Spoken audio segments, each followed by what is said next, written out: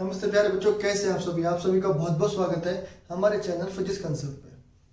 आज का जो टॉपिक इलेक्ट्रोस्टैटिक चैप्टर का वह है one of the important topic है point of view the board and the numericals. ठीक है, इस टॉपिक को ढंग से समझना क्योंकि आज का जो टॉपिक है वो है गाउसेस लॉ या फिर गाउस का नियम। ठीक है, तो गाउसेस लॉ या गाउस का नियम अगर हमें पढ़ना है तो हमें इससे पहले दो चीजें पता होनी चाहिए। ठीक है, पहली चीज हमें पता होनी चाहिए कि समतल कोण या प्लेन एंगल क्या होता है, और मुझे उम्मीद है कि यह सबको पता होगा कि प्लेन एंगल या फिर समतल कोण क्या होता है। और एक होता है जिसको हम बोलते हैं सॉलिड एंगल। सॉलिड एंगल इसको हिंदी में कहते हैं घन कोण। हिंदी में कहते हैं घन कोण। इसका मात्रक रेडियन और इसका मात्रक स्टेरेडियन होता है। अगर हमें यह नहीं पता तो गाउस लॉ का प्रूफ आपको समझ में नहीं आएगा। तो इसलिए गाउस लॉ का प्रूफ पढ़ने से पहले हम पहले ये डिस्कस करेंगे कि प्लेन एंगल या सॉलिड एंगल होता क्या है। ठीक है, तो भाई प्लेन एंगल का मतलब है कि आपका एंगल जो बन रहा है वो किसी प्लेन में है। प्लेन क्या, जैसे कि एक्स वाई, ये आपने बनाया एक्स, ये बनाया हमने वाई, ये एंगल बनाया आपने 30 डिग्री, तो that 30 degree is a plane angle. Getting point? ये हमारे पास एक प्लेन एंगल है। और आपने बनाया 60 डिग्री, ये 60 डिग्री भी क्या है आपका प्लेन एंगल। भाई प्लेन एंगल क्यों? क्योंकि एक तल में है, तल का मतलब समतल, मतलब कि प्लेन। भाई एक्स वाई से बाहर तो नहीं गए ना आपने यार। मैक्सिमम फिजिक्स, 3D फिजिक्स अलग, 3D फिजिक्स या मैक्सिमम मैथ तो आपने इसमें ही खत्म कर दी। 30, 45, 90, 180, 270, 360 जितने भी एंगल पढ़े आपने सारे के सारे प्लेन एंगल थे। क्यों? क्योंकि तुम इनको 3D में लेके आए नहीं। लेकिन हमेशा एंगल 2D में ही थोड़ा ना पड़ेंगे, एंगल तो 3D में भी बनते हैं। तो जो एंगल 3D में बन जाए, जो एंगल 3D में बनता है उसको ही हम सॉलिड एंगल बोलते हैं। या फिर लैंग्वेज की डेफिनेशन में पकड़ो, angle subtended by the surface, angle subtended by the surface और a particular point on a particular point is known as a solid angle. Angle subtended by a surface on a point is known as a solid angle. ठीक है, किसी क्षेत्रफल, किसी सतह के द्वारा, किसी क्षेत्रफल या किसी सतह के द्वारा किसी बिंदु पर बनने वाला कोण क्या कहलाता है? घन कोण कहलाता है, सॉलिड एंगल कहलाता है। It's a 3D angle, 3D angle कहलाता है। ठीक है, अब एक एग्जांपल समझो। अगर मान लो मेरे पास एक बॉल, ठीक है, बॉल ले लेते हैं, ये ले लिया हमने बॉल। इस बॉल के थ्रू मैंने एक पीस कट किया है, ऐसे दिख रहा है आप लोगों को, ये एक पीस है, ये वाला। आप केवल इस वाले पीस को देखो, ये बॉल का एक पार्ट लिया है मैंने। अब ये वाला जो पार्ट है, क्या बोली थी मैंने, सरफेस या सतह, इट्स अ सरफेस या फिर सतह।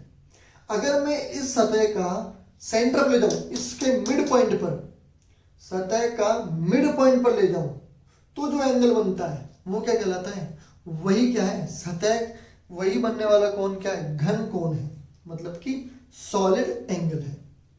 ठीक है, अब इसको डायग्राम से समझते हैं। भाई आपने आइसक्रीम का कोण देखा है? बस वही जो कोण है ना, वो जो नीचे वाले पॉइंट पे जहां मिलके जो एंगल बना रहा है ना, वही आपका सॉलिड एंगल है। ठीक है, समझते हैं, क्योंकि सॉलिड एंगल का आना जरूरी है गॉस लॉ का प्रूफ पढ़ने के लिए। ठीक है, तो अगर मान लो मैंने एक कोण बनाया,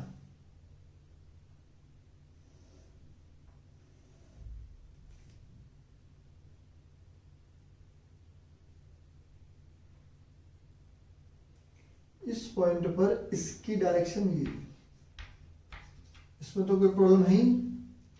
अच्छा, और यहाँ पर एक पॉइंट लिया हमने, ये पॉइंट है,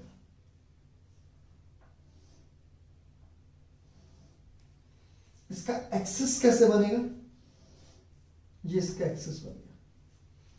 ये ds है, ये एक पॉइंट है जो O पॉइंट है, यहां पर एक पॉइंट मैंने माना P पॉइंट है, यहां पर इसकी एक्सिस है जो r डिस्टेंस पर है, इसका मतलब कि इसकी डायरेक्शन r कैप की डायरेक्शन में होगी।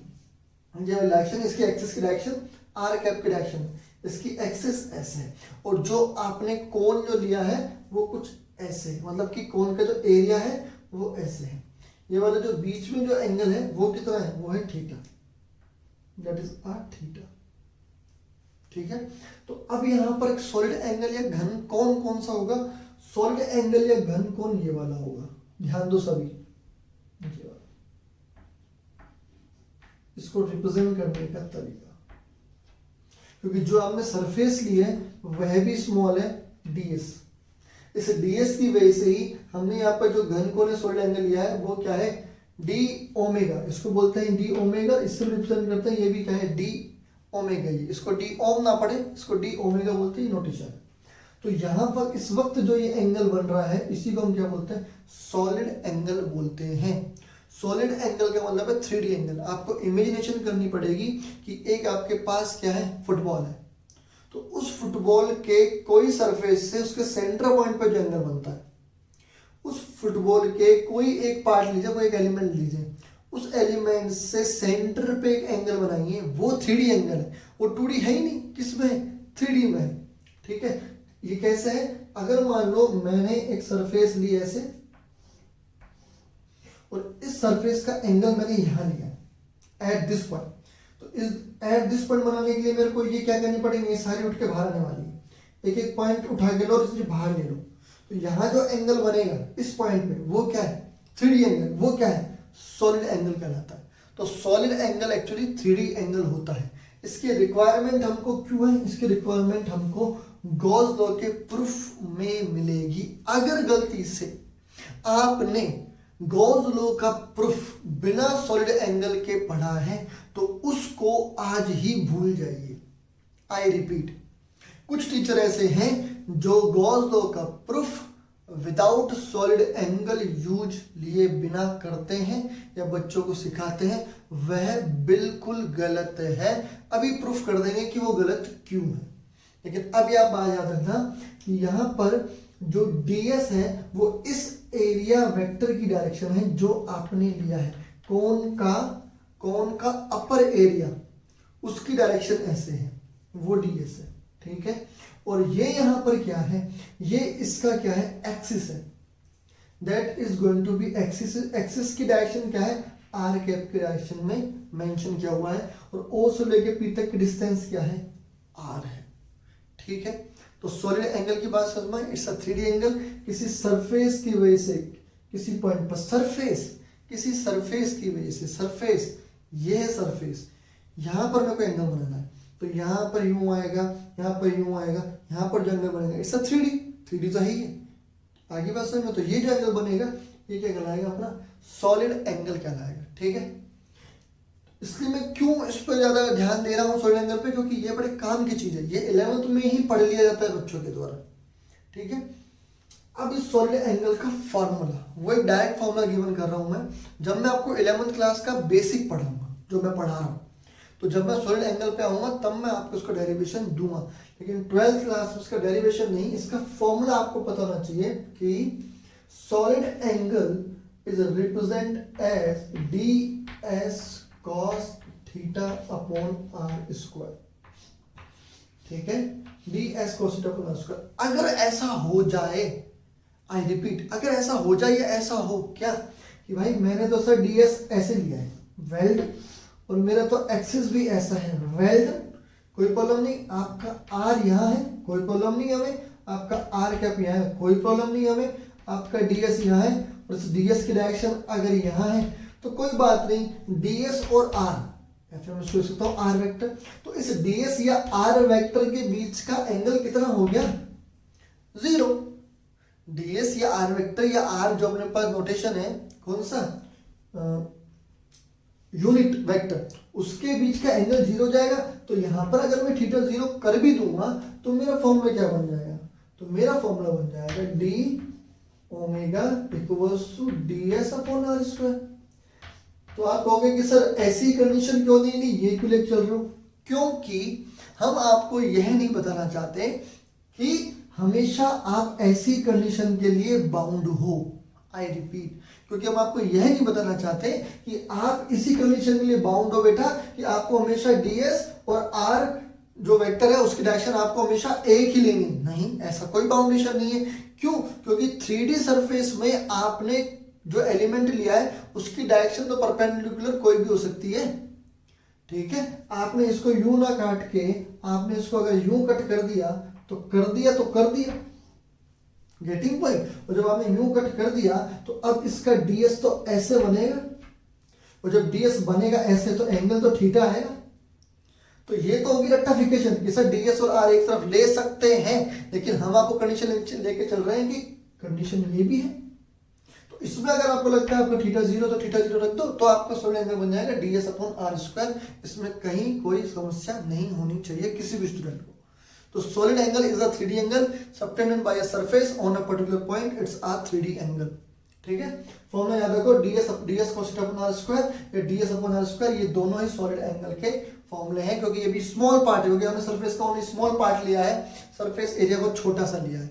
ठीक है, और अगर मेरे को पूरे को पूरी सरफेस से निकालना है तो मैं ऐसे ही सारे के सारे सॉलिड एंगल को क्या कर दूंगा, ऐड कर दूंगा।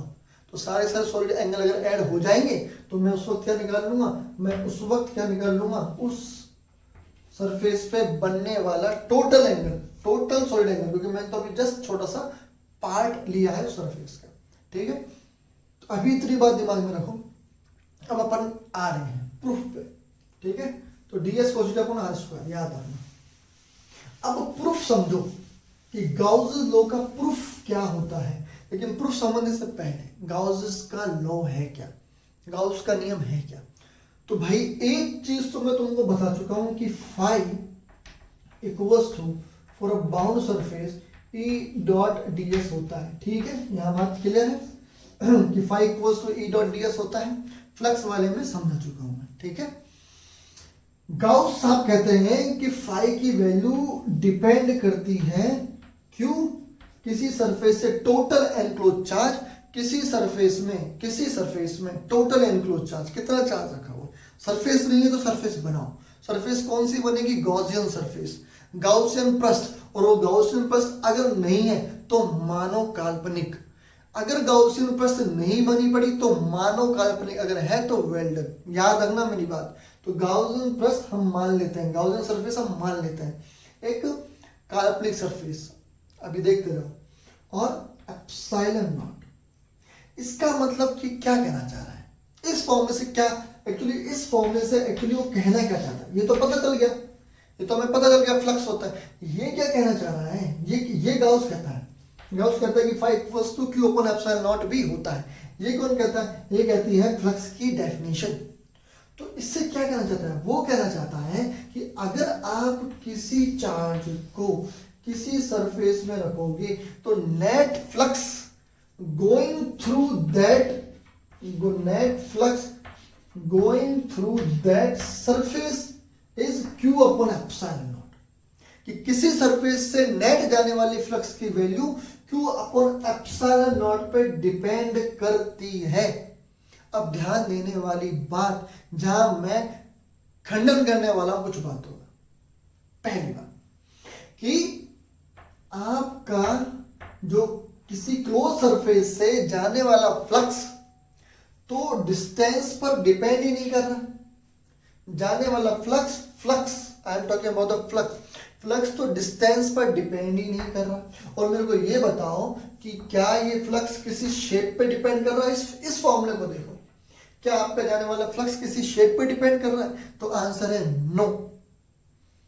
तो इसका मतलब ये कि अगर चार्ज q इस शेप में है जो आपने बनाई है, आर्बिट्री आपने शेप बना रखी है लेकिन क्लोज सरफेस, तो आप लिखेंगे फाई इक्वल्स टू, आपका आंसर आएगा q अपॉन एप्सिलॉन नॉट। सही है। अब यही चार्ज उठा के, ठीक है, यही चार्ज उठा के आपने, यही q चार्ज, और आपने रख दिया इसके अंदर। ये लो, अब मेरे को बताओ इससे जाने वाली फ्लक्स क्या होगी। तो गाउस के रूल के हिसाब से तो यहां से जाने वाली फ्लक्स भी क्या होगी, phi equals to Q upon epsilon naught. तो इन दोनों में तो डिफरेंस है नहीं, जबकि मैंने तो सरफेस चेंज कर दी, इसका मतलब कि कोई फर्क नहीं पड़ता। किससे, फ्लक्स पर कोई भी फर्क नहीं पड़ता, किस चीज का, सरफेस का। लेकिन सरफेस बाउंड होनी चाहिए। अब आपने सरफेस ऐसी ली है, आपने सरफेस ऐसी ली है, आपने सरफेस ऐसी ली है, लेकिन एनक्लोज चार्ज तो क्यू है, क्यू अपने एप्सिलॉन नॉट, मैंने मीडियम चेंज किया ही नहीं।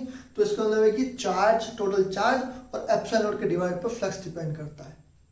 यहां तक बात क्लियर होनी चाहिए कि charge does not, flux does not depends on a shape of the Gaussian surface. बस कंडीशन क्या है कि सरफेस बाउंड होनी चाहिए। खंडन किन बातों का होगा, भी होगा, ठीक है। तो यह है अपने पास, ये अभी गाउस का नियम है, phi Q upon epsilon naught. ये आया कहां से, वही मेन पॉइंट है, वो अपन डिस्कस करेंगे, ठीक है। तो क्यू अपॉन एप्सिलॉन नॉट, तो भाई फाई ये भी और फाई ये भी, तो इसका मतलब कि दोनों, अगर मैं इसको सिग्मा लिख देता हूं, सिग्मा मतलब कि total enclose charge by that surface. तो अपने पास फॉर्मूला बन जाएगा ऐसे, E dot D S equals to sigma Q upon epsilon naught. और ये बन गया अपने पास एक फॉर्मूला, कि दोनों ही फॉर्मूले क्या है, फ्लक्स के। ये कहता है फ्लक्स की डेफिनेशन से, ये कहता है गाउस के नियम से। तो दोनों ही फाई, तो ई डॉट डी एस को sigma Q upon epsilon not, ठीक है। तो हमें ये चेक करना है कि 5 sigma Q upon epsilon naught कैसे आता है, ठीक है। अब अपन बात करते हैं, ये आपका गाउस का लॉ एक पूरा बन चुका है। इससे अपन इसको अपन एप्लीकेशन बनाते हैं, इसकी गाउस के लॉ की एप्लीकेशन बनाते हैं हम। To found the electric field, electric field की वैल्यू फाइंड आउट करने के लिए हम डिफरेंट शेप एंड साइजेस के लिए हम क्या बनाते हैं, इलेक्ट्रिक फील्ड निकालने का प्रयास करते हैं, ठीक है। अब अपन आ रहे हैं प्रूफ पे, कि 5 वस्तु सिग्मा के ऊपर एप्सिलॉन नॉट किस भी यहाँ पर कह दिया, लेकिन अभी तो मैंने आपको स्टेटमेंट दिया है ताकि आपको पता रहे, आपको मोटिव पता रहे कि आपको पहुंचना कहाँ है। अब आप वही कंडीशन बना रहे हैं, क्या आपने रखा हुआ है चार्ज, समझना भाई, सॉलिड एंगल यहाँ पर कैसे यूज हो जाता है वो देखने वाली बात है यहाँ पे। तो इलेक्ट्रिक फील्ड कौन सी डायरेक्शन में, हर एक डायरेक्शन में। देखो पहले आप समझो, इलेक्ट्रिक फील्ड हर एक डायरेक्शन में, यस और नॉट, हर एक डायरेक्शन में, every single possible direction radially electric field आ गया। ये तो बात क्लियर है, ठीक है। तो हम किसी एक कंडीशन को लेकर चल रहे हैं, यह है आपका क्यू चार्ज, ये मैंने मान लिया, इससे निकल जाना इलेक्ट्रिक फील्ड, ठीक है। एक सरफेस पे रखा हुआ है, सरफेस मैंने मान ली कुछ इस तरह से, सरफेस तो कैसी भी हो सकती है, ठीक है। यहां मान लिया अपन ने एक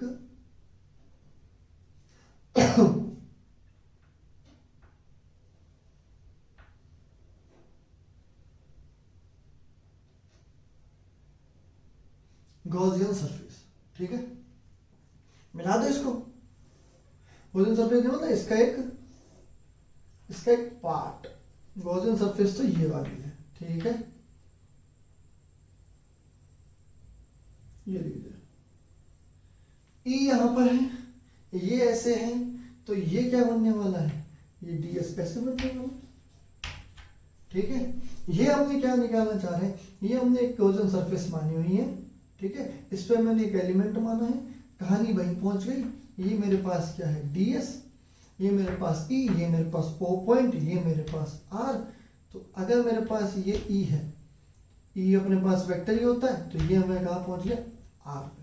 अब आपको समझना है कहानी, और इसको नाम दे दो पी पॉइंट, कि मैं कैसे सॉलिड एंगल को यहां पर यूज में ले पा रहा हूं, मेरे सॉलिड एंगल क्यों यूज में आता है यहाँ पर।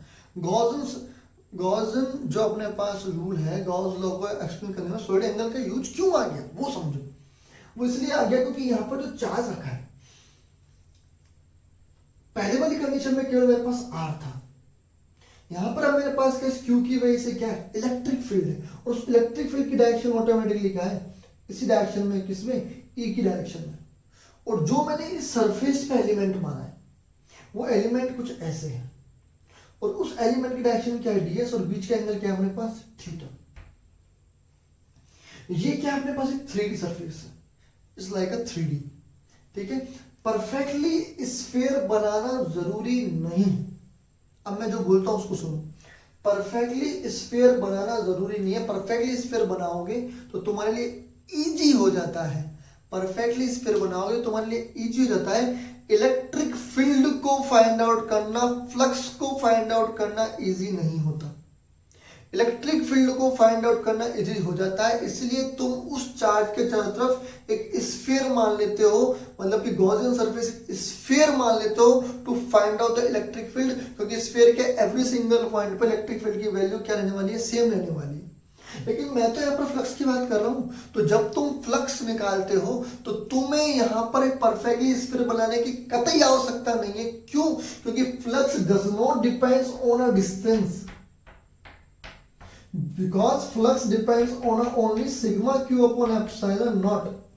तो पहली बात का खंडन तो ये होता है कि यहां पर परफेक्टली स्फीयर बना के डेरिवेशन करने की बिल्कुल आवश्यकता नहीं है। यहां पर कोई भी आर्बिट्री किसी भी तरह की क्लोज सरफेस बना के भी एक्सप्लेन कर सकते हैं, लेकिन एक नॉर्मल स्फीयर बना के एक्सप्लेन करने में हमको इजी पड़ जाता है, उसको समझना हमारे लिए इजी पड़ जाता है। इसलिए अपन क्या कर लेते हैं, इसके लिए क्या बना देते हैं, एक परफेक्टली स्फीयर बनाते हैं। क्यों? क्योंकि उसके सारे एंगल वगैरह हमको पता है। आगे मेरी बात सुन, मैं क्या कहना चाह रहा हूं, तो इलेक्ट्रिक फील्ड निकालने के लिए हम एक ऐसी सरफेस मानते हैं जो या थोड़ी सिमेट्रिक हो, लेकिन सिमेट्रिक हो थोड़ी सी, हम इसके बारे में नॉलेज रखते हो, ठीक है। क्योंकि अगर सिमेट्रिक नहीं होगी तो इलेक्ट्रिक फील्ड निकालना हर एक पॉइंट पर अलग अलग निकलेगा। समझ में आ रही क्या कहना चाह रहा हूँ। फ्लक्स निकालने के लिए मेरे को कोई जरूरत नहीं है कि मैं कोई परफेक्टली शेप एंड साइज की ही क्या मानूं गॉसियन सरफेस, नहीं, ये और भी खराब हो सकती थी, ये और भी खतरनाक हो सकती थी, लेकिन बस बाउंड सरफेस होनी चाहिए। और वो क्यों होनी चाहिए मैंने बता दिया।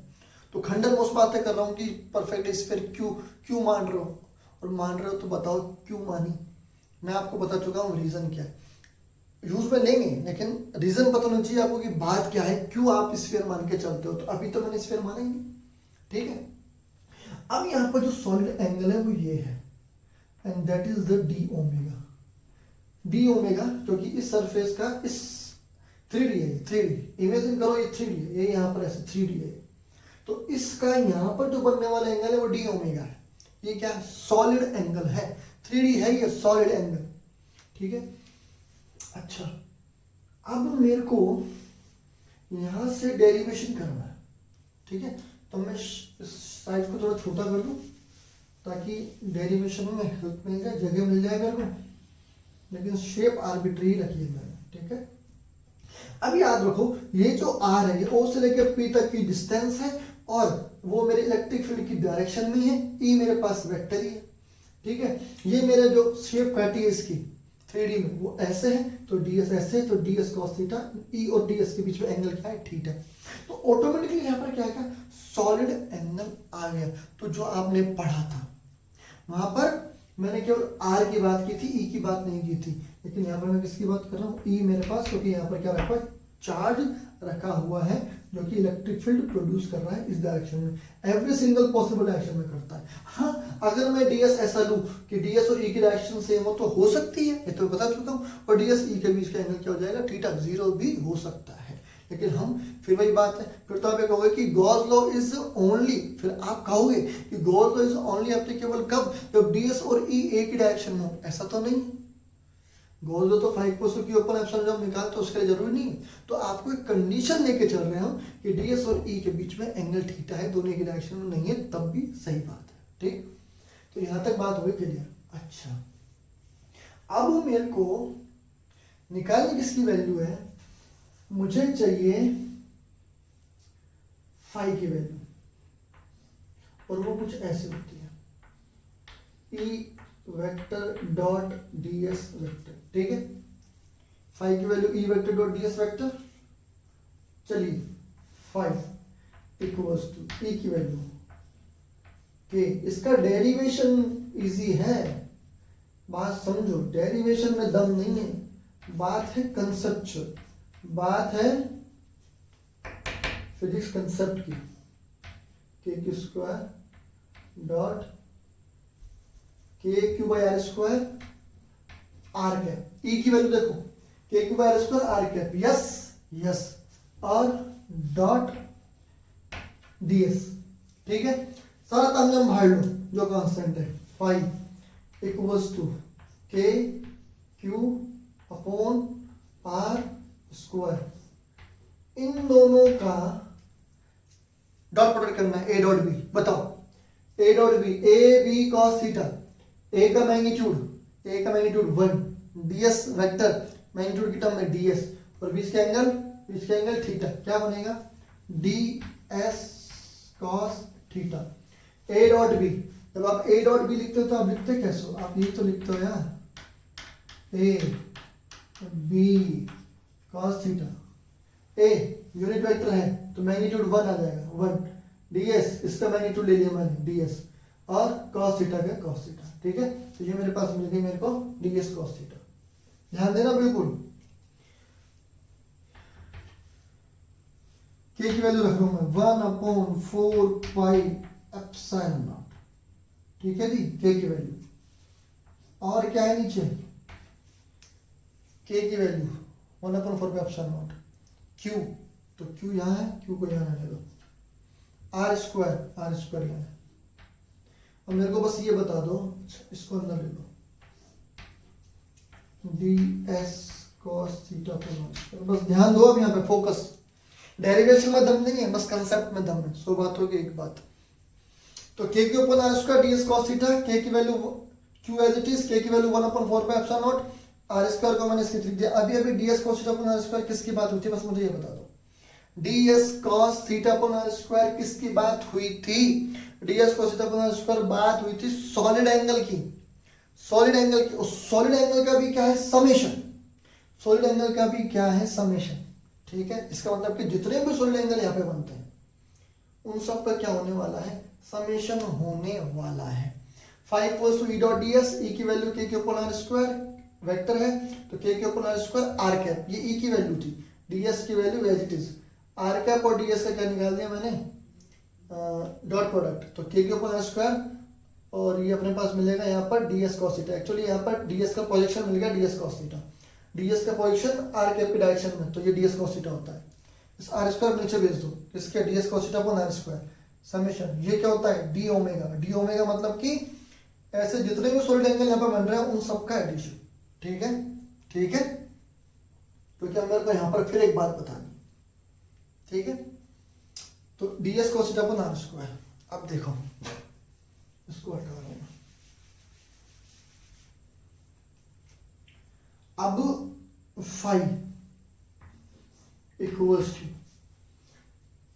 DS cos theta upon are square की value, ds cos theta upon are square की value in that given condition or for a sphere क्या होती है, ये वाली जो एंगल होता है फॉर ए स्फीयर वो 4 पाई होता है। अब आप कहोगे सर आप तो स्फीयर पे आ गए, अभी तो हम मना कर रहे थे, स्फीयर क्यों आ गए। ध्यान देना जो मैं बोलने वाला हूँ, इसलिए मैं बता रहा हूँ आपके दिमाग में जो क्वेश्चन जनरेट होने वाला है। ठीक है, अब समझो, यहां पे देखना, एक ये एक डीएस है, एक और डीएस लिया, ध्यान देना, ये भी क्या होगा सॉलिड एंगल, देखते जाओ। फिर यहां पर गया मैं, फिर मैंने एक डीएस लिया क्योंकि मेरे को सारे D S cos theta upon are square add करना है। फिर यहां पर गया मैं, ये तो है ही है, यहां पर ऐड कर दिया। देखो मैं कहां पढ़ रहा हूं, ठीक है, और लिया, ध्यान देते जाओ बिल्कुल, एक एक बात इंपॉर्टेंट है, रेक्टिफिकेशन नहीं चलेगी। फिर आप आए, फिर आपको ये मिलेगा। ऐसा करता करता मैं क्या बना दूंगा आप खुद बताओ मेरे को कि सर ये बन जाएगा। जब आनंद की प्राप्ति होगी कि आप वही सोच रहे हो जो मैं आपको बताना चाह रहा हूं, देखो तुम क्या बनाने जा रहे हो, और देखो, जबकि मेरी सरफेस आर्बिट्री थी उसके बावजूद देखो आप क्या बनाने जा रहे हो तुम। ऐसे तुम अगर सारे डीएस ऐड करने लग गए, सारे डीएस तुमने ऐड कर लिए, तो मेरे प्यारे बच्चों तुमको ये मिलेगा कि नहीं मिलेगा, हाँ या ना बोल दो बस तुम, हाँ 100% तुमको ये मिलने वाला है। क्या, और यही जब इतना सा, जो शुरुआत में मैंने बताई थी, तो इतना सा जब ये क्या था, सॉलिड एंगल था, तो मैं जब सारे ऐड कर लूंगा तो यहाँ पर मेरे को ऐसी शेप मिलेगी, किसकी वजह से, इस आर्बिट्री, किसकी वजह से, इस पूरे आर्बिट्री जो मैंने सरफेस मानी थी इसकी वजह से यहाँ पर मुझे कुछ ऐसी सरफेस मिलने वाली है, ऐसी सरफेस मिलने वाली है।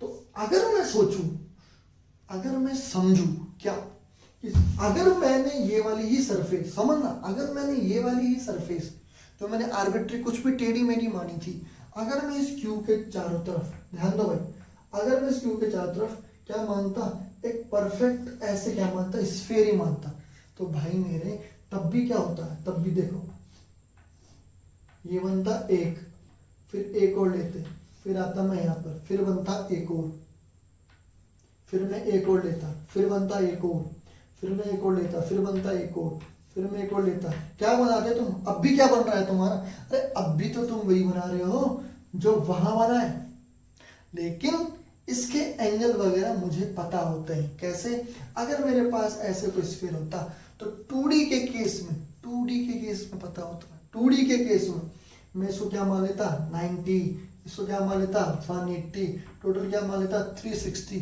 360 यहाँ पर सॉलिड एंगल नहीं है, 360 तो 2D एंगल है, जो भी तुमने पढ़े हैं 180 90 वो सब क्या है 2D एंगल, प्लेन एंगल है वो, और वो प्लेन एंगल क्यों काम आएंगे मैं आपको बताने वाला हूँ, ठीक है। तो अभी ये और ये, इन दोनों की वजह से मेरे को शेप जो मिलने वाली है, किसकी, किसकी, सॉलिड एंगल की, वो सेम मिलने वाली है। तो इसके बारे में जानकारी है तो इसकी हेल्प ले सकते हैं, क्योंकि जब हम चार्ज, क्यू चार्ज के लिए इलेक्ट्रिक फील्ड निकालते हैं तो गॉसियन सरफेस हम क्या मान लेते हैं, एक स्फीयर मान लेते हैं, क्योंकि इलेक्ट्रिक फील्ड डिपेंड्स करता है डिस्टेंस पर, क्यू फाई डिपेंड नहीं करता, फाई डिपेंड नहीं करता डिस्टेंस पर, ठीक है। तो हमें ये भी ध्यान रखना है कि हमें एप्लीकेशन भी बनानी है, क्या निकालने के लिए, इलेक्ट्रिक फील्ड निकालने के लिए, तो हम मान सकते हैं स्फीयर। लेकिन यहाँ पर इससे भी काम चल रहा है, सॉलिड एंगल में मेरा कोई डिफरेंस ज़्यादा आ नहीं रहा है, सॉलिड एंगल की शेप मेरे को लगभग वही मिल रही है जो यहाँ पे थी, वही मान मिल रही है, ठीक है। अब मैं आता हूँ पॉइंट में, तो अभी एक याद करने वाली बात मैं बता दूंगा ये कैसा आएगा, ठीक है। तो ds cos थीटा स्क्वायर, तो इस तरीके से जो एक स्फीयर टाइप जो बनता है सॉलिड एंगल, वो उसका जो, उसकी जो वैल्यू होती है बेटा, वो वैल्यू होती है 4 पाई। ये कैसी आई मैं आपको भी बता दूंगा, वो वैल्यू कितनी होती है 4 पाई।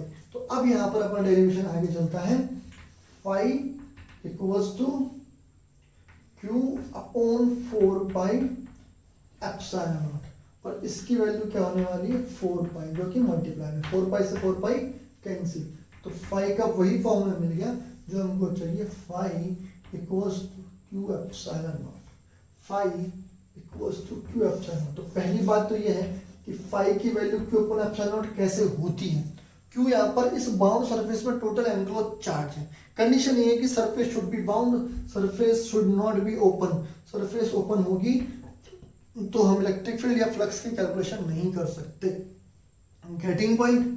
तो यहाँ पर ds cos theta upon r square, ये वाली जो वैल्यू है ना, ये वाली वैल्यू, ये क्या है समझो, ये अपने पास कुछ ऐसे, यहाँ पर जो कंडीशन बनी ना ये वाली, इसकी बात कर रहा हूँ, ये कुछ ऐसे बनी, ये और सारे के सारे सॉलिड एंगल का एडिशन, ये क्या है सॉलिड एंगल, तो सारे के सारे सॉलिड एंगल, एक डी ओमेगा, फिर दूसरा, फिर तीसरा, फिर चौथा, फिर पांचवा, ऐसे एन नंबर ऑफ जब मैं करूंगा तो मेरे को ऐसी स्पेस में मिलेगा सॉलिड एंगल मिलता है, और उस सॉलिड एंगल की वैल्यू इट्स अ 3D, उसकी वैल्यू कितनी होती है 4 पाई फॉर स्फीयर, स्फीयर जैसे ज्योमेट्री बनती है उस केस में। तो यहाँ पर क्या मिलता है 4 पाई, तो हमें मिलती है Q upon epsilon not flux की वैल्यू, ठीक है।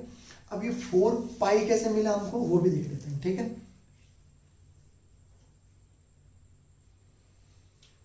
तो पहले ये अपने पास नॉर्मली क्लियर, ठीक है। अब मैं आपको एक और बात बता देता हूँ,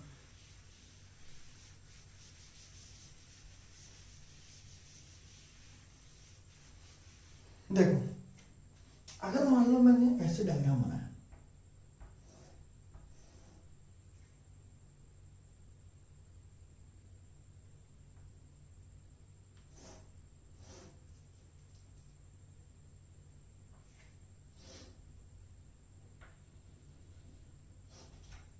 वही डायग्राम है, थोड़ा सेंटर से जा रहा है, ठीक है। और अब ध्यान दो, मेरे को उससे मतलब नहीं, मेरे को अभी यहाँ बताने के बाद, यहाँ पर मैंने बताया था कि सॉलिड एंगल ही होता है, ठीक है, ध्यान देना भाई, ये बताया हमने सॉलिड एंगल, ठीक है। यहां पर जो मैं ये बना रहा हूं, ये वाला एंगल, ये प्लेन थीटा वाला एंगल है, ये प्लेन वाला एंगल है। प्लेन मतलब वही 30 ये वाला, 30 45 ये वाला। थोड़ा सा इमेजिनेशन करना पड़ेगा अब आपको। एक कोन है, कोन का इस ओ पॉइंट पर एंगल इस 3D एंगल, जो कि क्या है, टी ओमेगा है, ठीक है। ये वाला जो एंगल है, ये एक मैं प्लेन एंगल ले रहा हूँ, जैसे कि ये ऐसे लेता हूँ, ये वाला इट्स अ प्लेन एंगल, जैसे मान लो 30 डिग्री, मैं वो वाला एंगल ले रहा हूँ। वो वाला एंगल क्या है, इसका ये वाला जो, इसके मतलब सेंटर से बताना चाह रहा हूँ मैं।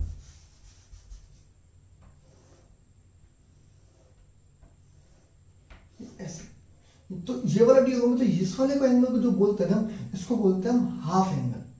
आई रिपीट, इसको हम बोलते हैं हाफ एंगल। डी ओमेगा का टोटल एंगल है, आई रिपीट, डी ओमेगा का टोटल एंगल है, तो जो अल्फा है इस वक्त इस कंडीशन में, इसका क्या है, हाफ एंगल है, जो कि क्या है अपने पास 2D एंगल, ठीक है। अब आपको डायग्राम से समझाते हैं कि वैल्यू 4 पाई कैसे है। तो मैं आपको एक फॉर्मूला दे रहा हूँ, ध्यान दो, मैं आपको एक फॉर्मूला दे रहा हूँ, और वो फॉर्मूला आपको जो हमारे 2D एंगल है, जो हमारे पास 3D एंगल है, इन दोनों के बीच में रिलेशन व्यक्त करता है। हमारा जो 2D एंगल है और जो हमारा 3D एंगल है, इन दोनों के बीच में रिलेशन बताता है। वो फॉर्मूला देखो क्या है, alpha equals to 2 pi 1 minus cos alpha. देखिए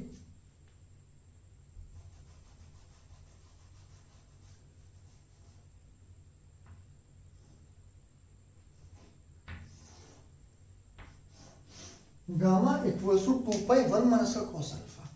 ये क्या है अपने पास, सॉलिड एंगल 3D, ये अपने पास क्या है 2D एंगल। इन दोनों के बीच में रिलेशन ये होगा। अब आप इसको भूलेंगे नहीं यार, इसको आप भूलेंगे नहीं, ठीक है। अब समझो, डी ओमेगा टोटल था उस वक्त, जो अल्फा था वो, इसको हम इसको हाफ एंगल बोलते हैं। इस वक्त alpha is known as half angle, ठीक। अगर मान लो मैं स्फीयर बनाता हूं, ठीक है, इसका मैं हाफ पार्ट की बात करता हूं, समझ लो, half part. Total solid angle तो यहां बनने वाला है, total solid angle is 3D। I repeat, solid angle going to be 3D। Solid angle तो 3D होता है, लेकिन आप देखो मेरे को इसका हाफ, हाफ कौन सा अपना प्लेन एंगल, तो प्लेन एंगल यहाँ पर कितना मिल रहा है, प्लेन एंगल पे ध्यान दो, प्लेन एंगल, इस केस में प्लेन एंगल, जब अपने पास ये वैल्यू मेरे को नहीं पता क्या है, वो हम देखेंगे। जब मेरे पास अगर सॉलिड एंगल ऐसा बनता किसी 3D डिवाइस की वजह से, वो हाफ एंगल कितना मिलता मेरे को 90। तो अगर मेरे पास सॉलिड एंगल इतना बनता तो मेरे को हाफ एंगल क्या मिलता 90, जो कि हम बात करें 2D। तो यहाँ पर अगर मैं अल्फा की वैल्यू 90 रख दूँ, तो अल्फा की वैल्यू 90 रखने के बाद तो मेरे को एक्चुअली कितना मिलेगा, 2 पाई 1 माइनस का कॉस 90, कॉस 90 की वैल्यू 0। इसका मतलब कितना मिला मेरे को इस कंडीशन में 2 पाई। इसका मतलब मेरे को ये वाला जो एंगल बना, जो 3D जिसकी तुम बात कर रहे हो 3D एंगल, वो मेरे को कितना मिला 2 पाई। ध्यान दो कितना मिला 2 पाई। और अगर मैं इसको पूरा कर दूं, जल्दी बोलो, अगर मैं इसको पूरा कर दूं तो ये कितना हो जाएगा, इतना बोल दो, कहानी खत्म। कितना हो जाएगा इसका दुगना, कितना हो जाएगा 4 पाई। इसीलिए वहां पर सारे के सारे ds cos theta upon r square जो भी तुमने लिए हैं, वो सारे के सारे ऐसे ही एंगल बना रहे थे कि नहीं बना रहे थे, बोलो, सारे सारे ऐसे ही एंगल बना रहे थे ना। और उसकी वैल्यू कितनी लिखी हमने 4 पाई। तो 4 पाई किस बिहाफ पर लिखी, इस फॉर्मूले के बिहाफ पर। ये आपकी नॉलेज के लिए दे रहा हूं मैं, 12th में कोई पूछेगा नहीं, डेरिवेशन तो कर दोगे आप, लेकिन डेरिवेशन के पीछे की जो एक्चुअली कहानी है ना, जो फिजिक्स कंसेप्ट है ना, वही पहुंचाने का हमारा अब तक काम है, जो एक्चुअली कहानी है, ठीक है। कुछ लोग इसको बहुत ही गलत तरीके से करते हैं, वह सरासर गलत है क्योंकि सॉलिड एंगल का यूज देना जरूरी है, क्योंकि जितने भी आप इलेक्ट्रिक फील्ड निकालने वाले हो वो आप 3D डिवाइसेस के लिए निकालने वाले हो। You are talking about the sphere, you are talking about the cylinder, वो सब क्या है 3D डिवाइसेस, और आप बिना सॉलिड एंगल के उसको कर रहे हो, गलत है। बोर्ड में कॉपी किसी ढंग के टीचर के पास चली गई 0 नंबर दे देगा, मत करना, बिल्कुल मत करना।